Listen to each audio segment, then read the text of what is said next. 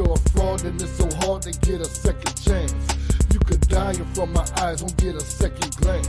As human beings, instead of being so many try to be. You ain't seen what I have seen in my society. So F the killers, F the dealers, F the police. Middle finger in the sky till I died, no peace. Middle finger to the world, every man, every woman, every boy, every girl. Middle finger to the world, every man, every woman, every boy, every girl. Middle finger to the world, every man, every woman, every boy, every girl. Middle finger to the world, every man, every woman, every boy, every girl. If you gon' tease me, better please me, cause I just can't take it. I'm not a rapist, but I'll whip you, then I'll strip you naked. There is no mercy for your gender, bend you over quickly. Keep my name on your brain, bet you won't forget me. You don't love me, I don't love you, you get no affection.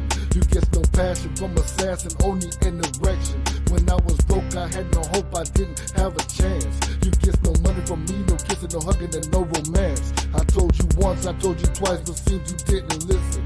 Won't be a victim to your constant lies and contradiction. Now to you rappers and you yappers with your punchlines. The game is almost over, now it's crunch time. Said you were sick of me, your medicine was dissing me. Should've checked the side effects and how you missing, see.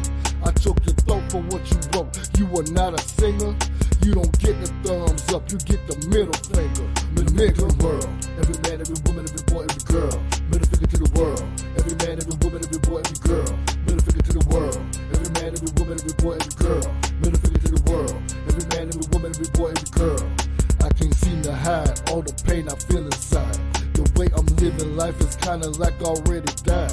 Forgive my sins in the past, the future, and the present. F the liars in the choir, oh yeah, F the reverend. Told you I ain't giving up until they bury me. Ain't sissy strong enough to even carry me. All the liars dying in the fire in the end. In this world we're so divided over dividends. Spend the last of your stash, collecting fate. Bet your cash turn to ash in that collection plate. I'm not religious, but they fill us with this nonsense. If they could, then they would kill us with no conscience. I ain't preaching, I'm just teaching, reaching for your soul. I ain't nothing like the deacon, I'm speaking what I know. Only God knows the truth, I just wait and see. With my middle finger up, waiting patiently. Middle finger to the world, every man, every woman, every boy, every girl. Middle finger to the world, every man, every woman, every boy, every girl. Middle finger to the world, every man, every woman, every boy, every girl. Middle finger to the world, every man, every woman, every boy, every girl. Middle finger up at all times, I ain't lying. Middle finger up at all times, I ain't lying. Middle finger up at all times, I ain't lying. Middle finger up at all times, I ain't lying. Middle finger to you and you and you and you and you, yeah. Middle finger to you and you and you and you and you, yeah. Middle finger to you and you and you and you and you, yeah. Middle finger to you and you and you and you and you, yeah.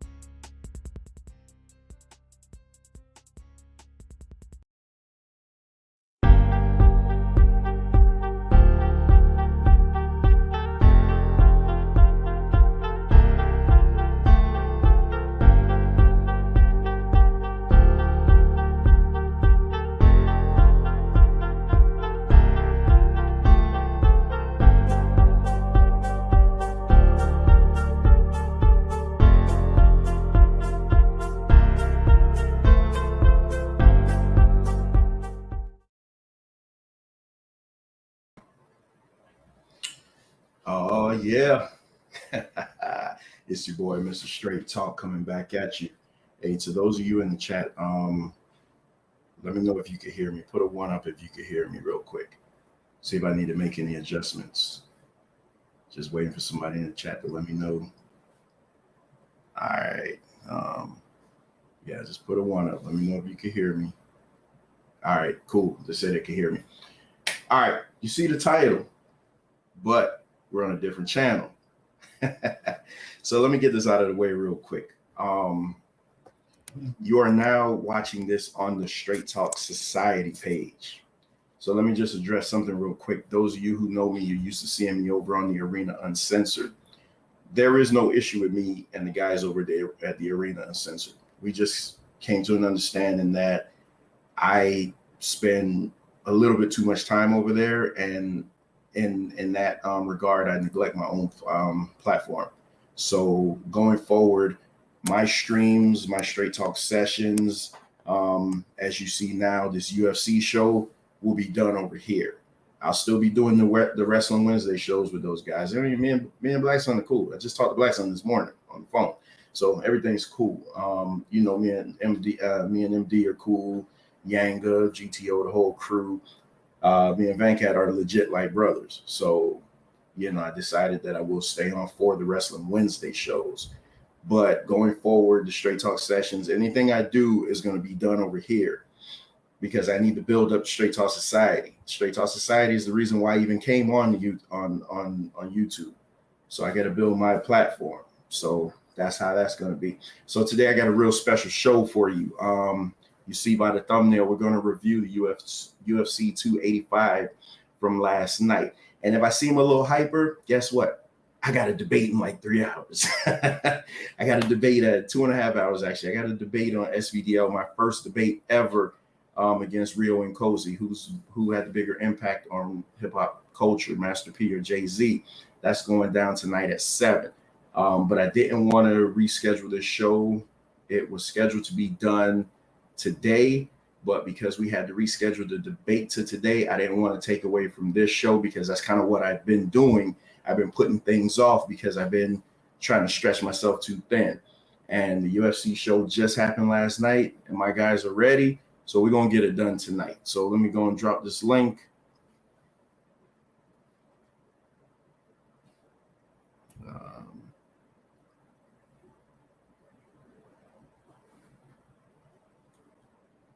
And like I love saying, the link is in the chat.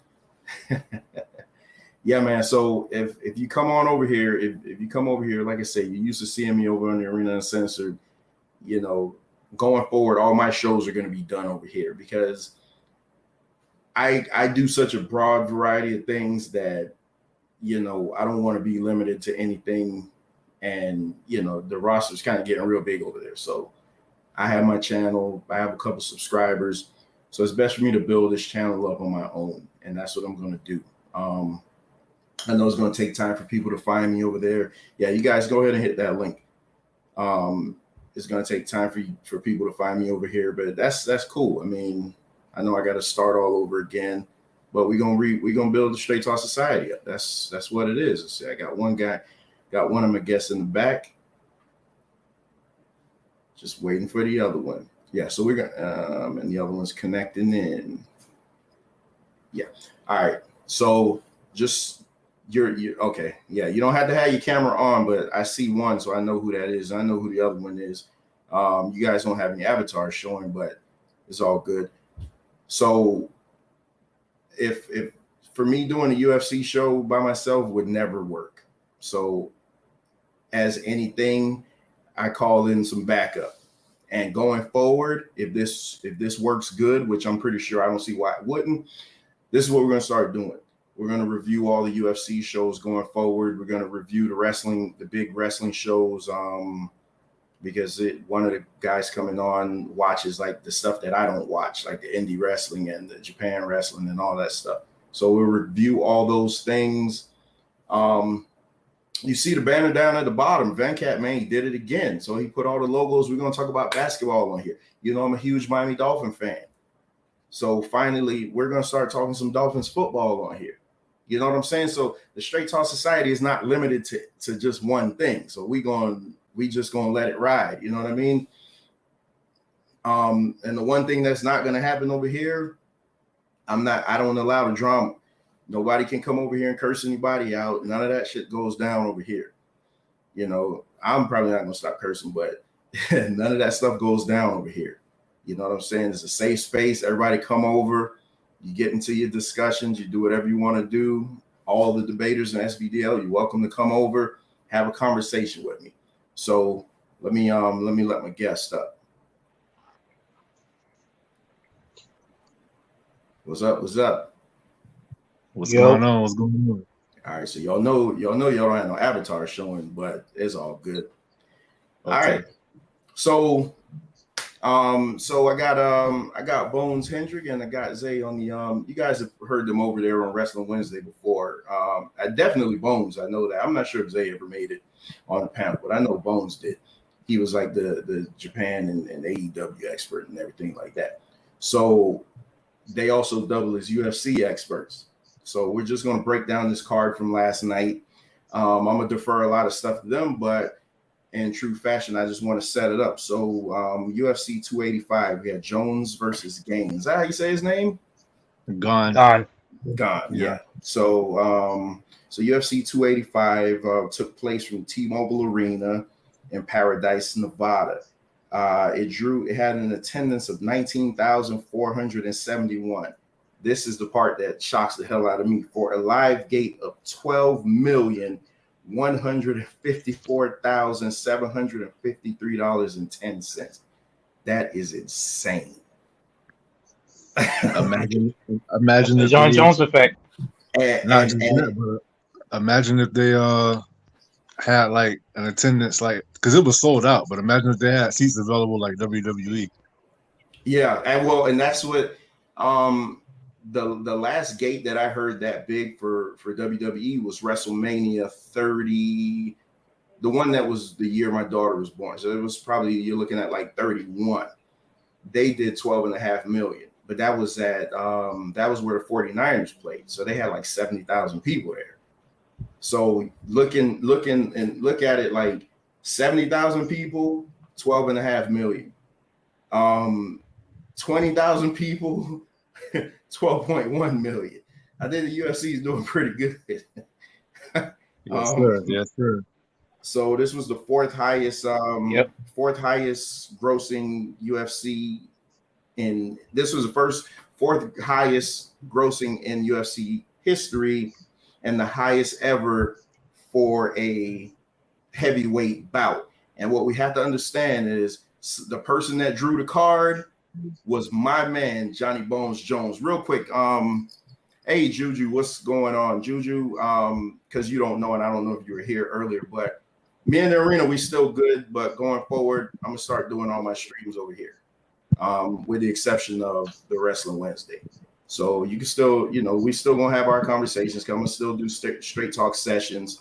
It's just gonna be done over here because I got people that I want to bring in, and they're kind of loyal to me, so they only want to stream on my platform. So that's kind of how it is. But yeah. But thanks for coming over. Thanks for finding me. Thanks for coming over. All right. So real quick, what's your guys' overall thoughts on the event? Well, For me, I was shocked about the women's championship match. I didn't see that going that way. overall, the event was awesome. I mean, like sometimes they put together these little weak cards, but they pay-per-views be on the money. Like I haven't seen a bad UFC pay-per-view in a minute, probably since Gone and Lewis. All right. So one thing I will say though, just talk. I mean, I can say this because I got a real damn microphone, but just talk more closer to the mic, turn the volume up. So both of you. So I asked Bones this. I think I can't forget because I'd be asking so many questions. The card started at 5:30. The main card didn't start till 10 o'clock, and it probably was. I think it ran for like 2 hours 45 minutes, which would mean it will be over just before 1 o'clock. So that's like a 7-hour plus event. Aren't you the same guys that told me WrestleMania was too long, being 7 hours? Yeah, but it's not as entertaining. This is unscripted violence. You know, you never know what's gonna happen, and it's like it's just exciting from the first fight all the way through. Fair enough. Like So the very no, first fight on the court, two people I never heard of banged it out like it wasn't nothing. And it's like that's the thing, like when you're on a pay-per-view card, especially if you don't have a name and somebody like Jones is headlining, this is your time to like make a statement, put yourself on the map, so to speak. Because all the fighters know that all eyes are on them and everybody watching. So all right, fair enough. All right, so moving right along. So UFC does this thing that they give bonuses at the end of the night. They give fighter bonuses for various things. So I have here in my notes that after UFC 285, 5 fighters picked up an extra $50,000 for their performances. Once y'all hear some of the times of these fights, not bad for a couple minutes of work. So the fight of the night, and I'm going to butcher these names, but here we go because this isn't like all American people. The fight of the night was Shavkat Rakhmonov versus Jeff Rakhmonov. Okay, yeah, I know because y'all are UFC elitists, so y'all get me right. Versus Jeff Neal. Versus Jeff Neal. That was the fight of the night, and so they got $50,000 each. I'm assuming, yeah, for a fight of the night. And the performance of the night purse went to Bo Nicol, Alexa Grasso, and my man Johnny Bones Jones. Sounds about right? Yep. All right, so let's get into. I told y'all I came prepared. That's what you're gonna get over here. Now that my time is going to ease up a little bit. Well, I got 2 more debates I got to get in, but now that my time is going to ease up a little bit, I'm gonna be prepared. I'm gonna do y'all sports some justice because I love UFC. I love UFC too. So this is what we're gonna do. They sent me picks earlier, so as we go through the fights, I'll give what each one picked, and then we'll just kind of go through there. So let's start off with the preliminary card. So it was it was 12 fights in total, but we're only going to talk about 9. So 4 on the prelims and 5 on the main card, or else we'll be going all night. We got to keep this like an hour and a half. All right. So the first fight. Can y'all hear me? Yeah, we can hear you. yeah. Okay. Everything went mute for a minute on my end. Oh. So you can hear me? Y'all good? I can hear you. Whatever you said, last thing I heard you say is this is what we're gonna do, but I missed everything after that. Oh, damn. Huh. Yeah, I'm looking at you. I don't see a mute icon. Wait a minute. Yeah, none of you guys. I think it's because I wasn't hooked up to the Wi-Fi. I just hooked up to the Wi-Fi and it froze up for a minute, but we good now. Oh, okay. So the preliminary card, the first fight, I'm thinking this was his first fight at night. I had to look and see based on you guys' picks. Was Marc-Andre Barriault. I'm saying that right? Marc-Andre Barriault versus Julian Marquez. Julian Marquez. So that ended. So Barriault defeated Julian Marquez via second round TKO with punches at 4 minutes and 12 seconds. Both of you. Oh, nope. Bones picked Marquez. And Zay picked Barriault. So you guys want to just touch on that match real quick? Basically, Julian Marquez, I know that he's a warrior and he's a dog. He got a lot of heart, and I didn't see him being put away like that.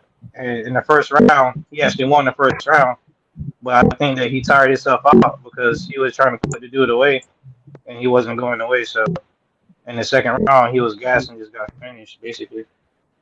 And see, I felt like you're Borging slightly, Bones. Me looking at it, I seen that. I know that Marquez was the favorite, and he's the more popular name. But Barriault is just. It was 2 warriors when the fight first started. Everybody understood that okay, this is not going all 3 rounds.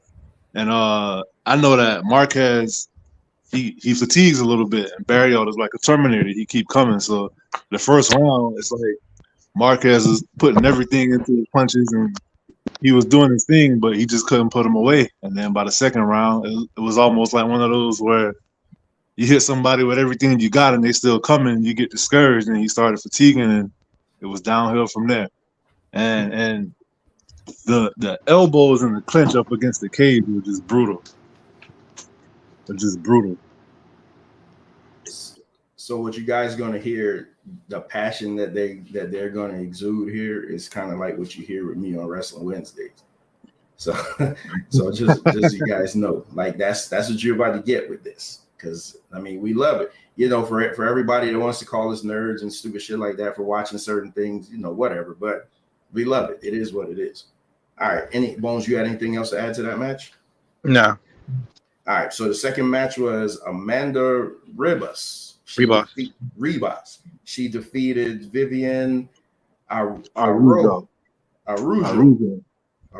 via unanimous decision. So that one went the distance. So again, you guys picked against each other. Bones picked Ribas, and Zay picked Araujo. So what you guys got on that one? Araujo came out. Araujo is definitely more defined on the ground. No, I mean on the feet, and Ribas is more of a jiu-jitsu type fighter. But I picked Araujo first round. She looked spectacular. She dropped Ribas like twice. They went to the corner, and the key mistake in that fight, I feel like, was her corner, because they told her, "Oh, Ribas is dead. Go finish her. She's dead. She's dead. She got nothing for you. Go finish her." Made her get overconfident. She came out, ran into a jab that dropped her, and it was all downhill from there. And then, ironically, after the second round, Ribas' corner told her the exact same thing that Araujo's corner told her in the first round, but it was more so true. And then at the very last, the last like minute of the fight, Araujo went for an arm bar as like a Hail Mary, and she almost got it. Almost, but almost don't count. Yeah, I'm just a big fan of Ribas, and I've been following her for a while, so I just put faith in her. I think she was an underdog in that fight too, but I just put faith in her basically. All right. Nah, she was the favorite. I think only one underdog won yesterday. Okay. Yeah, I think what I was reading, I think the bets were, I think it was like 14-1 or 30. It came in like 13-1 or something like that. As far as underdog favorites. 12-1, something like that to that effect. All right, so the next match was Dricus du Plessis defeated Derek Brunson. You got it. Defeated Derek Brunson via second round TKO via punches at 4 minutes and 59. Wow, at 4 minutes and 59 seconds. Yep. He couldn't hold out for that last second, huh? His corner threw in the towel too. And both of you guys picked Brunson. Yeah. Nah, I picked Brunson. I picked Brunson. That's the fight that remember when I put in the chat, I kind of want to change my pick for this fight, but I'm not. I felt like I was gonna stand on it. And the reason why I picked Brunson is because he's a veteran, he's getting a little older, but in Dricus du Plessis' last fight, he fought Darren Till, who's a striker. Darren Till was able to take him down and hold him there. Derek Brunson is a wrestler, so I assume that if he got close enough and got a takedown, he would be able to handle him from there. But obviously I was wrong. And that could have possibly, I mean, that had a chance to be fight of the night before Jeff Neal and Shavkat took the octagon. But both guys were gassed out, but what it came down to is Brunson got grounded and pounded out, and he was just looking bad. It's almost like he kind of wanted the ref to save him, and he ate like 3 nasty shots that he didn't even try to defend because he was like, I don't know. You know how like as a fighter, I feel like they have pride, so they don't want to quit, but at the same time, they look for ways out to where the referee gonna step in, and the referee didn't step in, but the corner did. Thank God. Yeah, I picked Brunson because of his ground game. I thought he can, eke out a decision basically with ground and pound, or just lay in prayer or something like that. But he can't. He ain't got much of a chin though, so he can't take too many shots. So, all right, real quick. I see MD is in the chat. MD, you're welcome to come on if you want. I just put the link in there again. I mean, we're talking UFC as you can see. I mean, but if you got something to add, you could come on. I'm trying to keep the show under a certain amount of time though, because my debate is. Oh yeah, my debate is tonight. But yeah, just like I was saying earlier, from going forward, outside of Wrestling Wednesday, I'm gonna start doing all my shows over here because I had to build up the Straight Talk Society. I mean, the name is mine, so I had to build it up. All right, so where was okay? So now to a name that I know. So in the next fight, we got Cody Garbrandt defeated Trevin Jones via unanimous decision. And both of you guys picked Garbrandt. Absolutely. He needed that win because he was desperate for a win because his last fight he got knocked out by Kai Kara France. So No, that actually wasn't his last fight. His last fight was against Rob Font, and he got systematically destroyed over 5 rounds. But Cody Garbrandt was 1-4 in his last 5, and out of those 4, 3 of them he suffered brutal knockouts. Yep. And it's crazy to see somebody who go from. I mean, the single best performance I've ever seen in my life was probably Cody Garbrandt versus Dominic Cruz in his prime. And it's crazy to go from that to world champion, undefeated, putting everybody to sleep, to all of a sudden you can't buy a win. And he's young too. And this is one of those fights where honestly I felt like if Cody Garbrandt lost to Trevin Jones, who was really like an up-and-comer, then you would have to probably reconsider his career because he's young, and when you're young and you get brutally knocked out, it's like the chin is gone. So he really fought safe, made it kind of boring, but I was satisfied with that because I was just happy to see him get a win. I'm a big Cody No Love fan. That's what I was gonna say because I know UFC they'll cut you quick if you're on a losing streak. So you think if he would have lost his fight tonight, he probably would have been cut.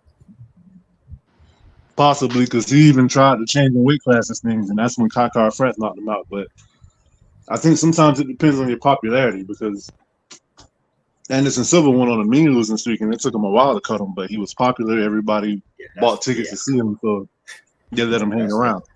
That's Anderson Silva, though. But then even like 2 fights before his last fight, Dana was trying to force him to retire. So he was like, all right, if you lose this last one, then we got to let you go. Same thing with Chuck Liddell. Like, he didn't want to stop, but at the same time, it's kind of one of those things where it's like, look, Roy Jones got a boxing match coming up, and he shouldn't be boxing, especially, like, look at his age, and he done suffered some knockouts and whatnot, but it's like, on one hand, it's like you want to protect these guys from themselves, but on the other hand, they're grown and it's their life, so it's like, can you really tell them not to do what they want to do? So let me ask you a question because you bring up an interesting point, and I'm the wrestling guy. I'm gonna bring this right into wrestling. Dana was trying to convince Anderson Silva, who before the guy that was in the main event tonight, I thought was the greatest fighter ever, and nobody could lace his boots. He was willing to cut him, whereas in wrestling, these guys go way past their expiration date. But like what I'm saying is, why do you think Dana White doesn't just rely on the name recognition? He could tomorrow say John Jones versus Anderson Silva, and he'll sell out any building in the world. There's more health risk involved when you're doing MMA as opposed to professional wrestling. This is from the guy, exactly. And this is from the guy that does the slap fight competition, though. Remember? Yeah, I'm not a big fan. Yeah, I know. That's crazy too. Have y'all watched that? Yes. Man, that's some sick shit, man. You gotta be a crazy joker to do some crap like that, man. That's I don't want to watch it, but it'd be hard to turn away though. I can't lie. Oh, it looks like Zay dropped off. I'm gonna put the link back in the chat.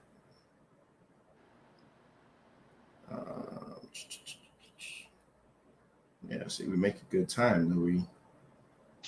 We get into the main card. All right, But so Zay, if you're listening, yeah, I kind of find it hard to believe that somebody would pay X amount of money for it. You know what I mean? to watch an Anderson Silva fight. No, the slap fight. They got a pay-per-view coming.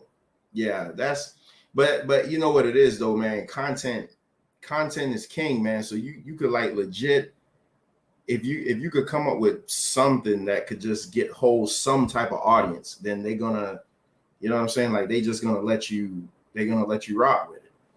Yeah. I mean, because I know the ratings for that is terrible, but it still beats other stuff. Like which is insane.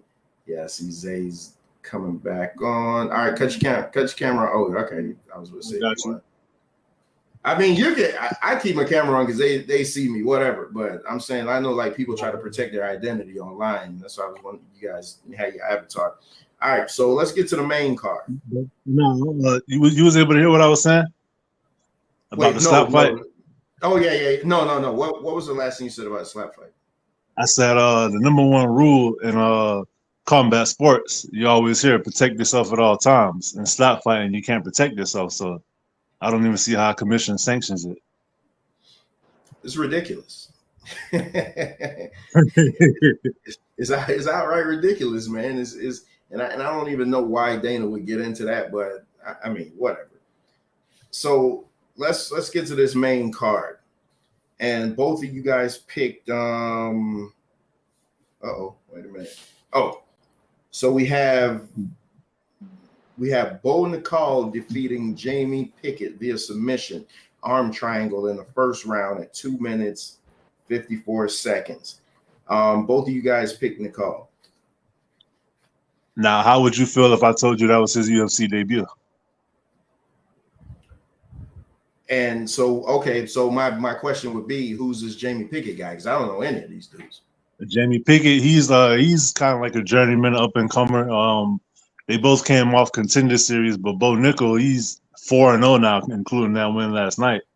But the thing is, he's like a collegiate wrestler, Olympic material wrestler. Like I believe he was in the Olympics a couple times, but he's had 3 fights. That was his longest fight last night. Well, that was his 4th fight and his longest fight. And you said ended when? 2 minutes 54 seconds in the first. Yeah, that was his longest fight. So he was the biggest favorite on the card. So okay, so like because you said like, what if I told you that was his first fight? Like that means anything. We know that when these hot shot up and comers come in, they're not necessarily going to put him in against a top tier contender. It's like when CM Punk came in. Okay, CM Punk lost both of his fights. So let me bring it down a notch. When Kimbo Slice came into the UFC, he came in with so much hype, but Dana knew that if he were to put him in there with even a mid-level, okay, looks like Bones fell off. If he was to put him in there with Bones, just hit that link when you come back in. If he was to even put him in there against a mid-level fighter, that he would have got destroyed. So he put him in there with Houston Alexander, and he barely won that. So what I'm saying is, do you think that they put like, because I know you guys put a lot of stock on UFC being just so, it's an impulse thing and it's like you can't script it and stuff like that. But I beg to differ. There is a little scripting going on because you would put him in there with somebody that you think may not be as good. What do you guys say about that? I mean, to an extent, you have to match people up properly. You get what I'm saying? Like, it's your first fight. You can't in UFC. We can't give you a top contender. The commission wouldn't sign off on that. And some people live up to the hype. But there's been plenty of people. Shorty Torres, for example. I'm probably not familiar with him, but you have all the hype in the world, and you get to that octagon, and shit just goes sour. Because even at the lowest level UFC fighter can probably go to another organization and be champ, or at least be a contender. because you're literally fighting the best in the world. Got you. Bones, you got anything left on this one? No, my stream had went out for a little bit, but See, now you sound a whole hell of a lot better. Yeah, now you're nice. Yeah, now What's you're your nice and input? clear. What's your input on the Bo Nickel Jamie Pickett fight, bro? I mean, honestly, to be real with you, I know Jamie Pickett, and I didn't really have much faith in him. You know what I'm saying? He's kind of like not even a gatekeeper, so I feel like he was properly matched up against Bo Nickel because he didn't offer much resistance. You know, and I picked Bo Nickel to win by first round submission anyway. So let me ask you this, another question, and I'm gonna even take it back a couple of fights. In your opinion, with Cody winning that fight, go back to Cody Garbrandt, where do you match him up from there? Because he beat somebody that's like, you got a former champion who was real hot at one point, and now he fell off, and then he came back and beat Trevin Jones in a very safe fight, and he did get rocked at the end. So, do you think that would like where do you match him up from there? Do you give him another lower level guy, or do you have to give him a step up in competition? I would give him a lower level guy, like on a cold main event or a fight night card or something like that. I won't give him a top 15 opponent yet. And where would you go ahead? I said I would try to ease him back into it, you know. And so where would you match up? One thing I can say about that too, I like the way he uses wrestling because he's a wrestler. You never use it.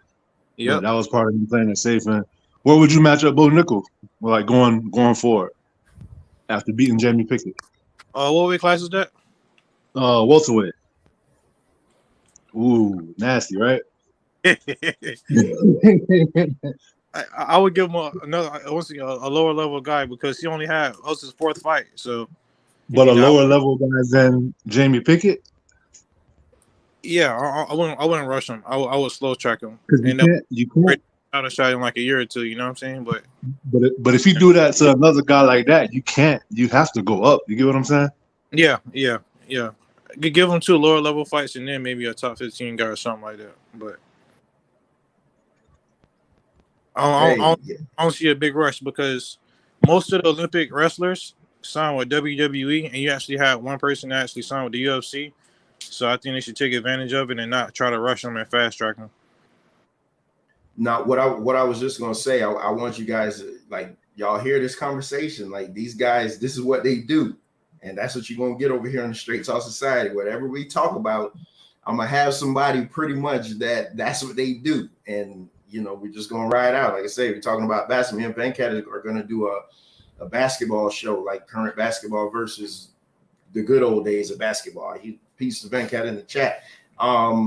Yeah, so I want to get to the next match. I know I'm gonna butcher this one. Matus Gamrat.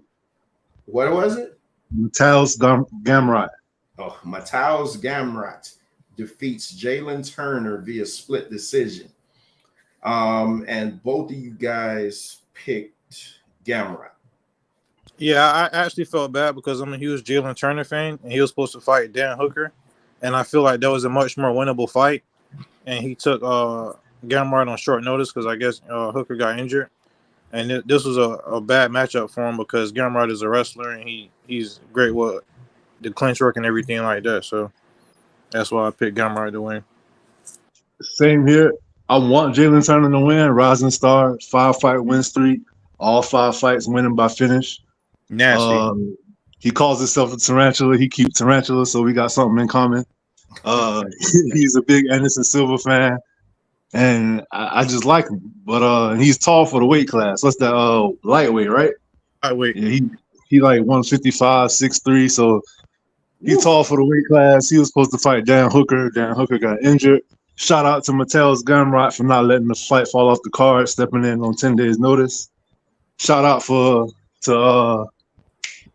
Jalen Turner for taking a fight like Gamrot on 10 weeks notice, 10 days notice. That wasn't smart because the style is a bad style for him. And being that he's still young, he's not even ranked. And I think Gamrot is in the top 10, right? Yeah, he ranked number 9. So but yeah, I knew it was a bad matchup stylistically. That's why I picked Gamrot. But at the same time, I don't know. I mean, Jalen Turner did show that he still has potential. Like even in losing that fight, his stock didn't go down. Every time Gamrot shot in for a takedown, Turner was catching him with them knees. You know what I'm saying? And he dropped him like 4 times in the fight. Yeah, exactly. But I feel like by the end, so what would you say would be next for Gamrot? Because he just lost to number 3, Beneil Dariush. So I mean, this don't really move his ranks by beating Jalen Turner. He kind of did what he was supposed to do. If Charlie Oliver got in a fight, I can give him Charles Oliveira. Oliveira matched up with Dariush. Oh, I guess probably the winner of the loser of Fiziev and Gaethje. Actually, that sounds pretty good. That sounds pretty good. What about Turner? Now they book it. Because I feel like the title fight. Say it again. Oh, yeah, the winner of Dariush and Fiziev. No, the winner of Dariush and Charles Oliveira is gonna go get Islam Makhachev. Yeah. All right, so let's move on to what was called the fight of the night. We have Shavkat Rakhmonov. Shavkat Rakhmonov against Jeff Neal. Well, he defeated Jeff Neal via submission, rear naked choke in the 3rd round at 4:17. So this guy literally had to hold out for roughly about 33 seconds, and they probably would have went to a decision. That's crazy. Hey, now, Before this started, let me tell you. Let me give you a little bit of Rakhmonov history. All right, because to me, you got all these hype trains like Bo Nickel and whatnot. We just talked about all these guys just hyped up, but this is the guy that nobody is talking about. Before this fight, he was 16-0 with 16 finishes, 8 knockouts, 8 submissions. In the UFC? Yes, so that means he's well-rounded. No. All 16 wasn't in the UFC. Probably like his last 6. His last 6 was in the UFC. But this is a guy that nobody's talking about, finishing everybody, and he does it in multiple ways. Knockout, submission. Now, Jeff Neal, everybody was saying that, this is going to be his biggest test, which it was.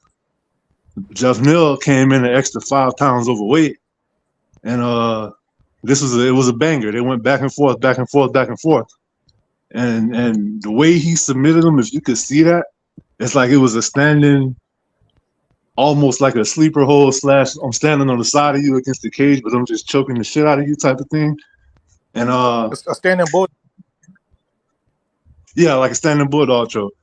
And and that fight was so good that if you miss weight, you're ineligible for bonuses. This is the first time in UFC history that Dana White was like, I don't care if you miss weight by 5 pounds, I'm giving you a bonus.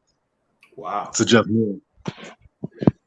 Before this fight started, I told my brother that this is the most interesting fight of the night for me because he wasn't a believer. Didn't know which way it was going. Like it could go either way because Shavkat, he's dangerous and he's a finisher. But Jeff Neal, the way he beat Vicente Luque in his last fight, that really, really impressed me, and that got me on the bandwagon. You know what I mean? Because ain't nobody never did it to Vicente before. He just basically like uppercutted him to death. and so with that being said, it's like, all right, Jeff Neal don't really lose no stock, but he was like number 8 in the division too, right? Yeah. So I feel like Rakhmonov, 2 more fights, man, and he's knocking on the door for whoever got that belt. I agree.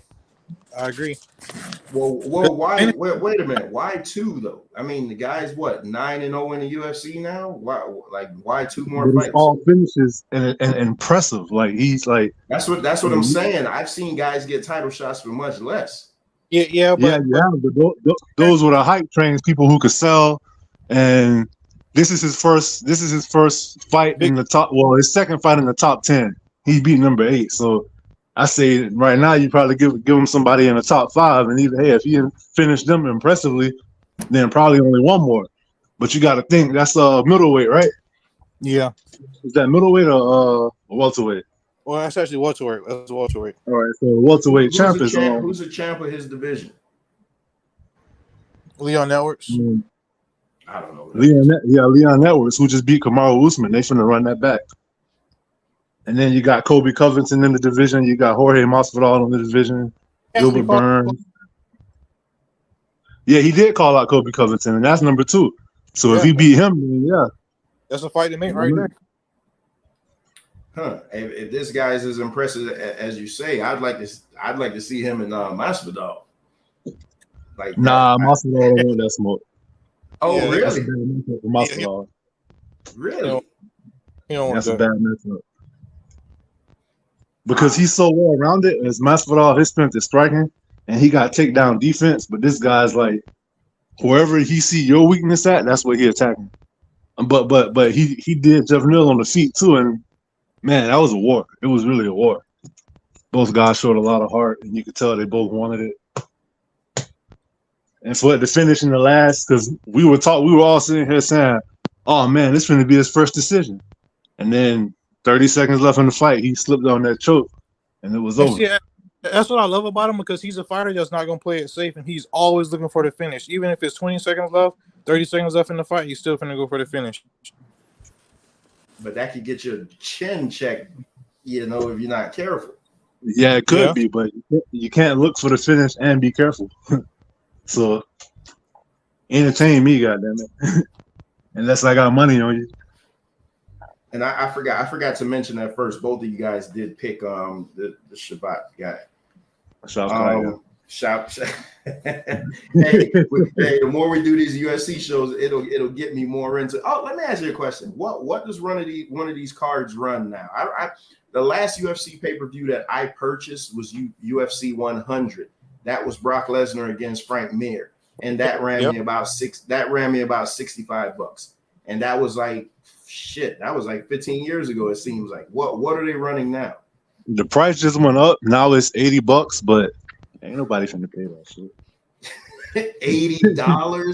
$80. Or you could pop up to my crib and watch it for free $99. so I want to keep that. Okay, so you aren't paying for it, but in the event that you are paying for it, what would they have to put on where you'd be like, you know what, I want my money back? Honestly, it's like the way I look at it, if I already paid for the event, I'm not gonna say I would probably say that talking trash if it was disappointing, but I wouldn't really want. Only way I would want my money back for real is if the main event didn't happen. Like last week, they had a fight that as soon as the main card started, they announced, "Oh, fighter A got sick and he was in the main event, so our new main event now was the co-main event." So something like that. But other than that, a lot of these matchups, I'd be so excited for them, and I'd be wanting to know what's gonna happen. So whether it lived up to expectations or not, I'll feel like, okay, I was able to see what happened. I don't want to read about it tomorrow. I want to see. Yeah, at the end of the day, it's a fight, so it's very unpredictable. You can't always, get what you want and expect for it to be a banger or a first round finish or something like that. I don't just like the wars. I like the technique too. You get what I'm saying? So it's just really an art, mixed martial arts. Like it's really an art. Okay, so Bones, you're a New Japan fan. Yep. You watch these Wrestle Kingdoms and things like that. You know for a fact that the main event is going 45 minutes. Do you think that's a detriment? Because before you answer, we did a Wrestling Wednesday show, shout out Venkat, a couple of weeks ago, where I said I wish Roman Reigns would have came in the ring and beat Sami Zayn's ass in like 2 minutes and went home. Because I'm just thinking like, you don't always have to go 20, 30, 40, 50 minutes, an hour. Like sometimes in UFC, the excitement, I remember one time Anderson Silva against Vitor Belfort. I mean, that shit was hyped up. I'm at the bar, buddy. Anderson Silva did that up kick and knocked his ass out in like 10 seconds. And I was well satisfied. The Brock Lesnar versus Goldberg at Survivor Series. 90 seconds. You don't always have to go 45 minutes. Do you think these wrestling companies, Daniel Bryan and MJF are going to go tonight? It's probably going to be an hour long, which is probably unnecessary. But do you think these wrestling companies do that because they feel like you gotta get your money's worth? Whereas with UFC, they're like, hey, you paying me, and somebody gonna get the goddamn head knocked off. Honestly, for the New Japan shows, I do personally feel like it's a bit excessive, but because we over here in America and that's not our style, you know what I mean? Over there in Japan, they love that. You feel me? And they can't get enough. But over here, I don't want to see an hour-long match. You know, I don't feel like every Wrestle Kingdom need to be an hour-long match and stuff like that with a bunch of kick air falls and all that kind of stuff. But you know, hey Trevor, I will add to what you're saying by saying this. It's just like I remember when my uncles used to order Mike Tyson fights, and the fight would be over so quick, they would want their money back. Like, damn, I paid for this, but I feel like that's because when you watching boxing, you only want to see the main event. You get what I'm saying? Yeah. You don't care about all them fights before the main event, so you only paying really for that one fight. And when it comes to last night, I'm not gonna lie. After that main event was over, it was very comforting to know that I didn't pay for that. Oh, really? Okay. Wait a minute now, because I said, hold on. We're going to get to that. No, go ahead, Bones, because you breaking up a little bit. Go ahead. No, I disagree wholeheartedly, man. Like I was satisfied. I was happy. I was satisfied, but it was comforting also knowing that I didn't pay for it. Yeah. I sent him a message this morning, and I told him, I said, man, I watched the John Jones fight. And it was something to the effect of, you said a shitty main event. It was a shitty main event, and I wasn't necessarily. And he went into defense mode. I wasn't necessarily saying it was a shitty main event for, it only being 2 minutes long or whatever it was. I was more so saying, like, to me, it didn't seem like John Jones. But we'll get there. We got one more. We got the co-main that we got about to get into. And so Bones, you pick Shevchenko, and say, both of you guys pick Shevchenko. Yep. Okay. And she was a champion coming in, right? Yes. The most dominant champion. Yep. UFC women's history. You feel me? In my opinion. Okay, so yeah, for everybody listening that says that Trevor doesn't give women their just due, I think the women in MMA are the best damn thing in all of sports. They are the most entertaining thing in all of combat sports. It's a reason Ronda Rousey was such a cash cow. Amanda Nunes, I haven't heard about her, but I'm pretty sure they're going to tell me about her. So in the co-main event, Alexa Grasso defeats Valentina Shevchenko via submission, rear naked choke in the fourth round, 4 minutes and 34 seconds. Oh man, I mean, talk about a holy shit moment. That right there, Valentina.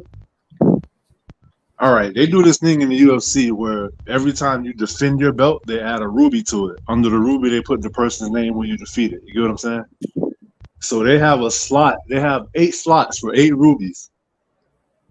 If Valentina would have won last night, she would have filled her belt up with the 8th ruby, and they would have had to get her a new one. A new belt. And Grasso, they came out. Valentina's very well rounded. She's so fast and she's like an assassin. But so they came out. They were standing for a while. Alexa Grasso caught her with like a 2-piece, and it's kind of like it made Valentina put some respect on her.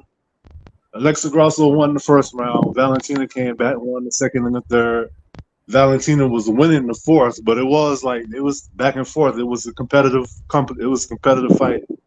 And Valentina, she does a lot of like spinning attacks. Like earlier in the fight, I think it was the first round, she did it with a spinning back fist. Later on, she tried like a spinning heel kick, and then she tried this spin kick to the body. And Grasso sidestepped it, and then took her back and threw on the rear naked choke so fast. And she tried to hang in there, but it was too much time left on the clock. And she didn't even really have it all the way under the chin, but when you're doing this rear naked choke, you know, when you got the one hand around the face or around the throat, and when you slide that other hand, a lot of times people try to clasp their hands together. But she used this technique where you slide your hand behind the person's neck and head to create more pressure. And as soon as she did that, she just like put this death grip on it, and Shevchenko tapped. And when she let go, you could see her whole face where her arm was. It was just white, and the rest of her face was red, like she had on the chin strap. So that's how tight the squeeze was. It was a nasty, just chin lock, basically. And I never expected Shevchenko to tap out, ever. And the thing is, Grasso's strength is a boxer. So if she would have won the fight, I thought she would have just outstruck her and won the decision. I never seen her submit at all. I mean, she submitted. Who did she submit? Was it Macy Barber? She submitted somebody recently. I can't remember who it was, but she got that one submission. But that's it. Like you said, her strength is boxing, and that's what made Shevchenko seem such a big favorite. Because not only does she seem unstoppable, but she's one of those fighters, kind of like how you think the division is weak, but it's not weak. She raised the bar. She's that much better than everybody else, and for her to be a complete fighter fighting somebody who's just a boxer, meaning you're not even finna kick that much. You're just relying on your hands. And then to get submitted like that, that was crazy. All right, so I wanna go over a couple of stats, man. So I tell you, I got notes for this one. That's why we had to do this tonight.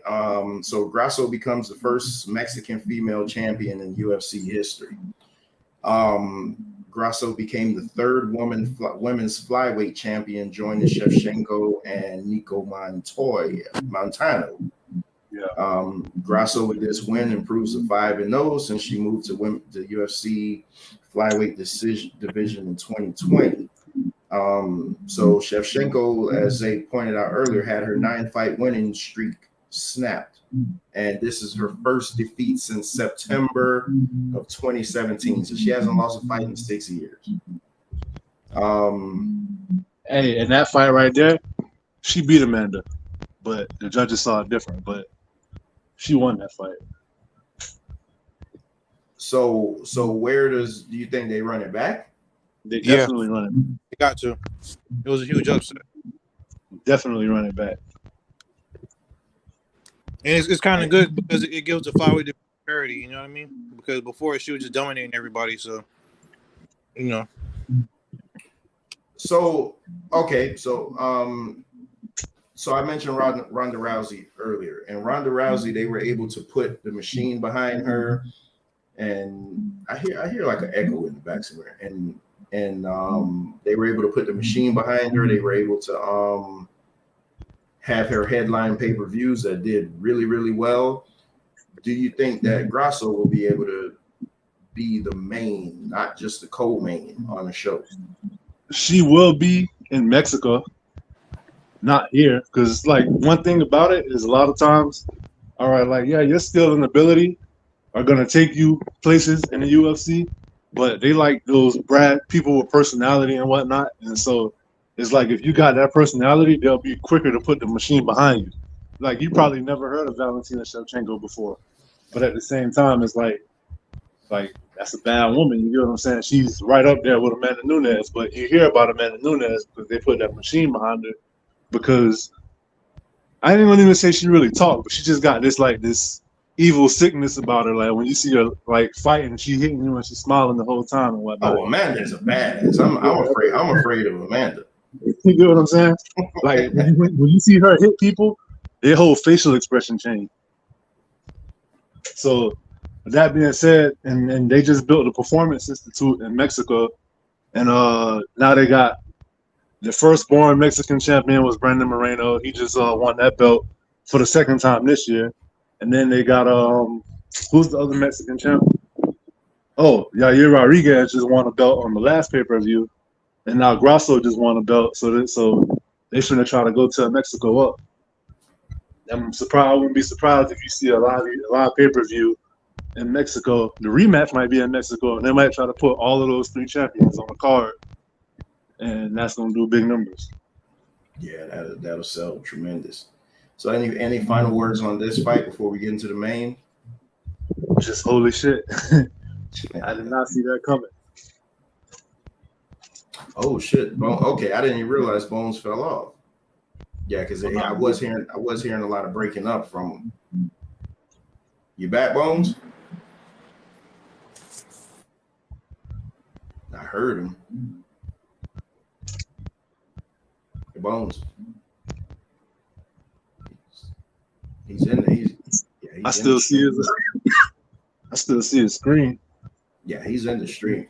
So, all right. So I want to get to the main event because we just hit that hour mark. So I want to get into the main event. The main event, John Jones defeats Cyril.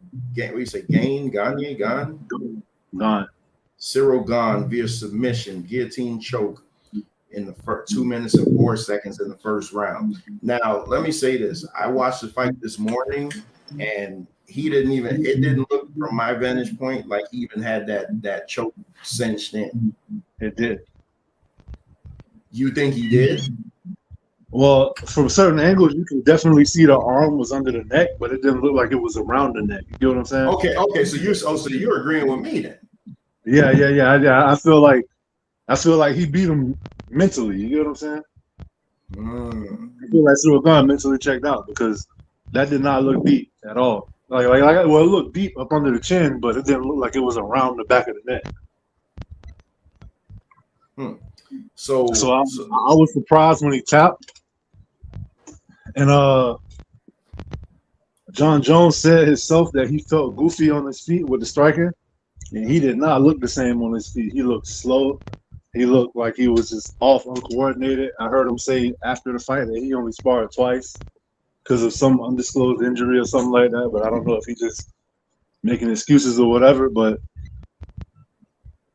I didn't disagree with you when you said something about the shitty main event. What I said was shitty / impressive, depending on your perspective. Because it was very impressive for John Jones to come in there and do that. And I picked Cyril Gane. The reason why you picked Gane and Bones picked Jones. Bones picked Bones. Yeah. I wonder why. and the reason why I picked Cyril Gane is because I just looked at it like this. I felt like John Jones was going to win, but I just felt like that's just because he's John Jones. So I took the names off of it, and I just looked at the scenario. Okay, you got this one guy who's been fighting at heavyweight for a while.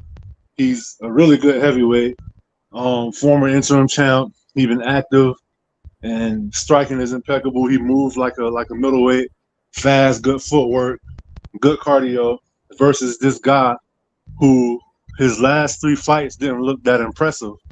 Then he took 3 years off and moved up a weight class. So I was questioning the last 2 fights that he won that he didn't look impressive in. He was losing those fights. Some would argue that he lost his last fight and the judges gave it to him anyway. But he came on in the championship rounds, the 4th and 5th round. So now I'm looking at him like, you don't get better at something by not doing it for 3 years, number one. Number two, you're 3 years older. Number three, when you put on all that size and weight, you're going to sacrifice some stamina. You get what I'm saying? So I didn't expect him to be able to, if it went late, to be able to turn it on in the 4th and 5th round. But John Jones being John Jones did exactly what he said he was going to do and finished the fight. And immediately after, called out Stipe Miocic. All right, let's not get too far. Bones, you there? Yeah, can y'all hear me? Oh yeah. So what was your thoughts on the fight? I thought that Bones was gonna take him down and hit him with some elbows and do some nasty ground and pound and finish him that way. I didn't think he was gonna submit him, but I was pretty impressed and I was pretty happy. I was very impressed because Cyril he not a slouch on the ground. It's just that Jones is that much better. You know what I mean? What you thought about that choke? I thought that it was a legit choke because if you look at the second angle at first, I thought that Cyril just quit. But if you look at the second angle when they replayed it, Jones had his chin. He had his forearm up under Cyril's chin, He was, like using leverage or whatever to do it. So I think it was a legit choke. And see, I felt like he definitely had the arm under the chin, but I feel like he didn't have it around his head. So Right. like, where was the leverage coming from? I kind of feel like Cyril quit. And then because what was priceless is if you look at the look on Cyril's face, he was couldn't shocked. believe it. Yeah. But because Cyril was against the cage, that's what added the extra leverage to it. You know what I mean? Because Jones was twerking up on his back and then like using his back to lift up, and Cyril was up against the cage. So I feel like that's why he had nowhere to go. If that was in the middle of the octagon, he couldn't have got him like that.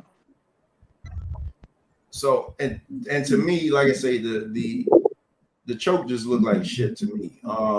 But again, I didn't, it's the angles. Well, like in the jiu-jitsu community, like that would be kind of like it's a championship fight. It's kind of looked down upon for you to tap like that. Like he could have kind of fought more. I don't know, but that's just like Shevchenko in the jiu-jitsu community. They're gonna look at it like you tapped to a crank. That wasn't a choke. Yeah.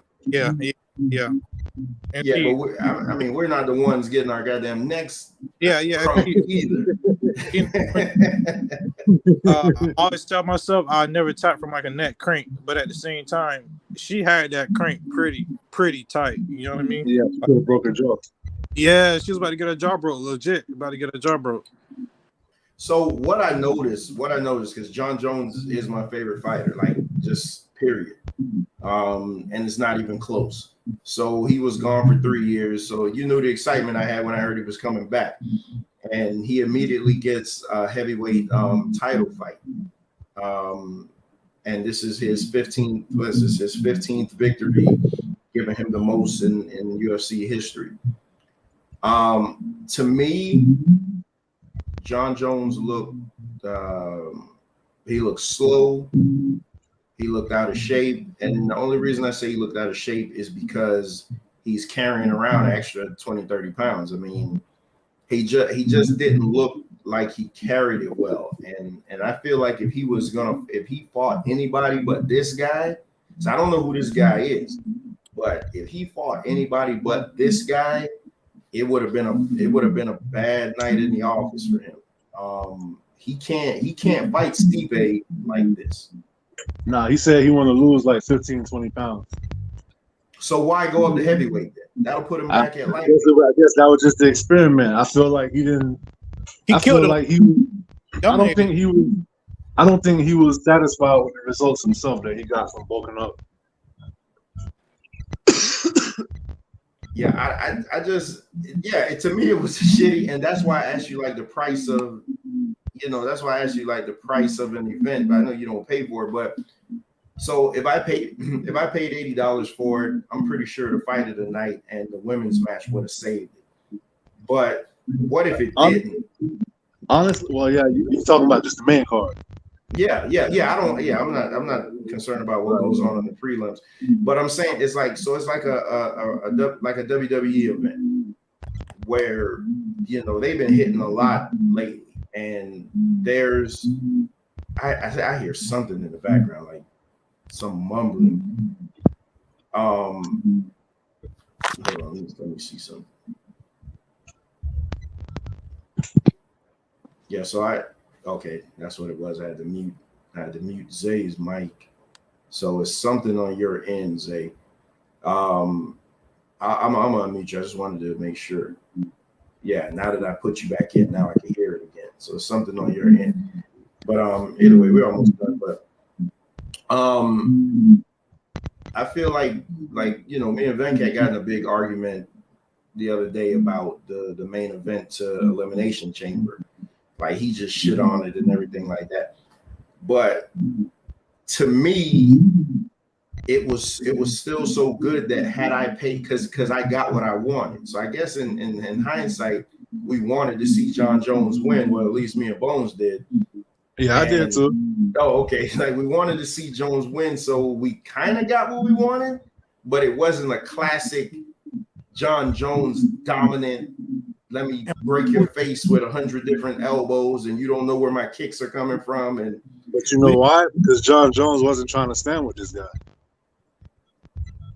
I already knew that was going to be the game plan to take him down. Even Cyril knew it. And that's what makes it impressive too. Because if you look at the pre-fight press conferences and whatnot, Jones already told him like I'm gonna take him down.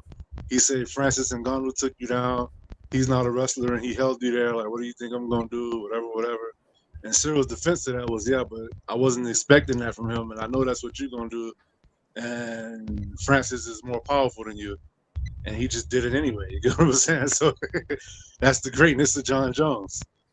So you brought his name up, Francis Ngannou. I just read a story today where Dana White said he's never coming back. He's not allowed back. Isn't the fight to make John Jones against Francis Ngannou? Nope, John Jones is going right now. What's the bigger fight though? I mean, probably the bigger fight, but because we don't move on. Yeah, you're breaking up. Hold up. All right, say what you're saying. I was saying that because Francis isn't with the UFC no more, as a fight fan, I already done moved on, so I'm not looking forward to that fight. I'm not expecting that fight to happen because he's not with the UFC. So the fight right now to make is John Jones versus Stipe, who is the greatest heavyweight champion of all time. Yeah, Zay's might get a lot of feedback for whatever reason, but let me try. Yeah, that's man. You think Stipe is the greatest heavyweight champion of all time? Yeah, because of his title defenses. I mean, granted, he got knocked out by Ngannou his last fight, and I'm a big Ngannou fan. Ngannou, my favorite heavyweight champion, him and Brock Lesnar. Is that better? Yeah, we're almost done, but there's it's something like some type of background noise going on. But Stipe got the most heavyweight, and if you look at the people that Alistair Overeem, Fabricio Verdum, he beat Francis Ngannou, you know. So I mean, you guys watch all of these, so I can't disagree with you, but I just think, man, if Dana White is all about like the money and the big moment, man, do whatever, get over your pride, make the shit happen, man. And Ngannou versus John Jones, and I heard John Jones rumors that he's calling out Brock Lesnar. Like, I wanted to see that maybe 10 years ago, but I don't know if I want to see it now. yeah, I don't want to. Yeah, I don't want to see that. But don't forget, you forgot to mention Stipe beat DC twice. True. Yeah, I feel so bad for DC, man. DC was a guy that, like, John Jones is his damn kryptonite, man. Like, he just, I mean, no matter what. Period, he probably would have been the greatest ever, but he was in a time period where he existed with John Jones. So yeah, so much for that. All right, well, fellas, let me see if there's anything else I wanted to add to this. I want to add something real quick. I just want to say that Adesanya versus Pereira, UFC 287, will be in Miami, and I will be in the building, get an up close and personal look. And so, if we don't do one for the next one, I definitely want to do one for that one. When is the next one? What's the main for the next one? 2 weeks. Kamaru Usman versus Leon Edwards 3 in London. So that means the timing going to be different, huh? It's going to be in 2 weeks. I don't know if they're going to cater to their time or to ours. I'm not sure about that. That's a good question. No, listen. I mean, y'all know what it is. Y'all know what it is right now. Straight Talk Society, like I say, we're going to do these streams over here. So, you know, y'all want to do one. We could get a preview show in this time because we were supposed to do the preview show, but I was getting ready for this debate, so I couldn't squeeze out any extra time to do anything. So yeah, man, I guess this is the new home of what we're gonna call it, is what's called Straight Talk Reviews. Straight Talk Reviews, UFC 285. So going forward, we'll do Straight Talk Reviews 86, 87, 88, all the way to 300, whatever you want to do. Yeah, man, yeah, there's no doubt, man. We could do whatever, basketball, football, whatever. You come on here with your Steelers bullshit, I might have to kick I you was off. gonna say we should dedicate one just to the Steelers. Yeah, I'll put a big flaming garbage can in the back as the background. Well, fellas, man, I appreciate y'all coming on, man, and I, No problem. Thanks for having us as always. yeah, I wasn't going to do no disservice and try to push it back, keep pushing it back, while it's fresh in everybody's head, because I had already committed that to you guys. So going forward, this will be the home of the UFC review shows. So again, I thank you guys for coming on. You don't got anything else to say? I'm gonna get ready to close the show out. Go ahead.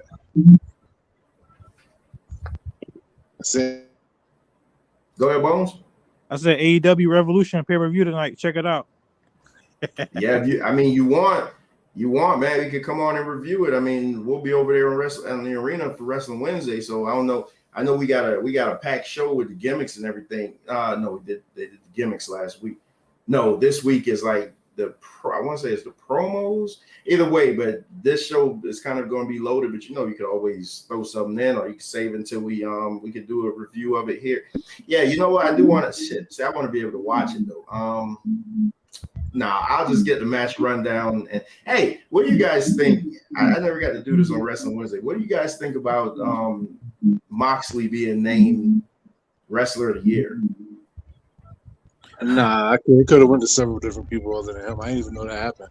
But as far as the Wrestling Wednesday shows, I just want to say I used to think that like I knew a lot about wrestling, but when I hear you and especially Venkat, y'all are some historians, man. Like y'all be like dropping gems, the ins and outs, man. Like I really admire that. Y'all keep doing y'all thing over there. Yeah, man, Venkat, he a little bit older. I feel like y'all can run a promotion yourselves.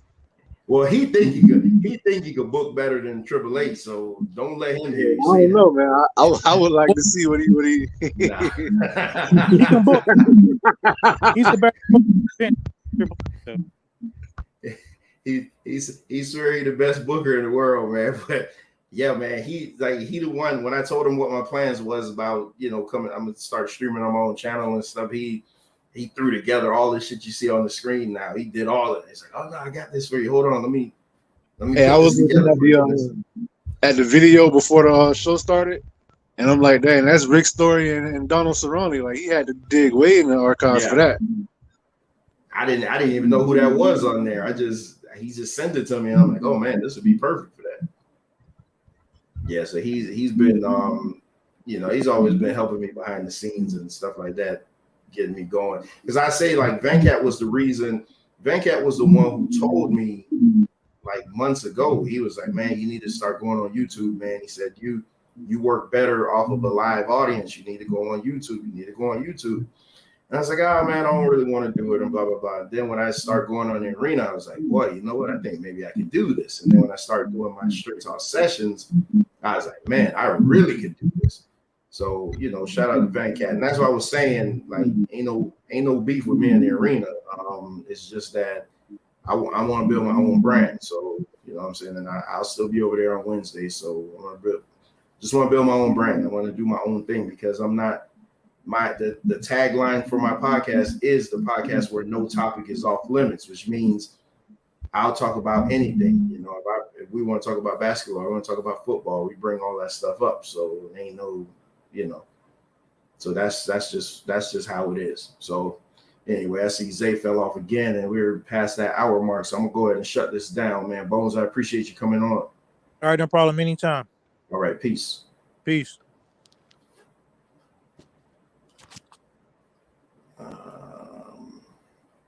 Well, there you have it.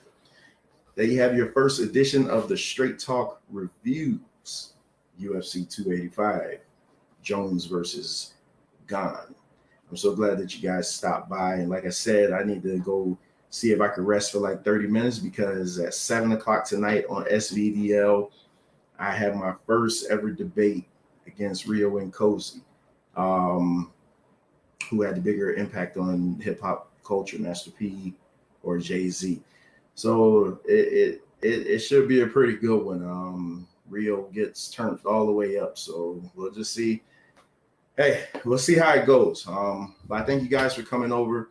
Please make sure and hit the like button, share, subscribe, because everybody's used to me being over on the Arena Uncensored, so it may take some time for people to come on over here. I did see some people from the arena pop in over here, so I appreciate that.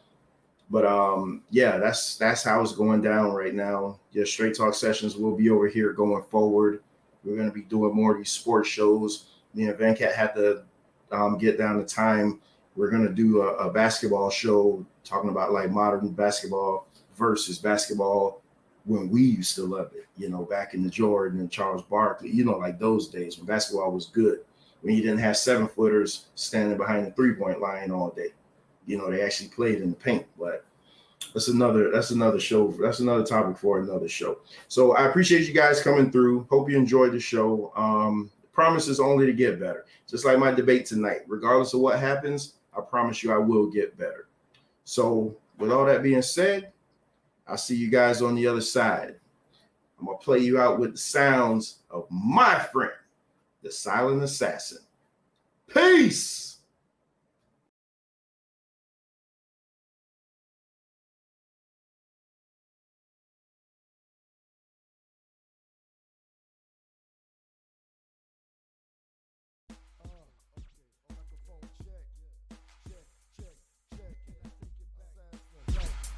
I love my mic back, and my mic loves me. Only true friend. She love the sound of my voice. Put your mics in the air. If you real, if you really spit that real. I'm about to check it out. Assassin, look. When I want competition, I just look in the mirror. With every word that I'm spitting, then the vision is clearer. Nobody touching what I'm clutching, plus I'm busting it first. Yes, it just will be a mess by the end of the verse.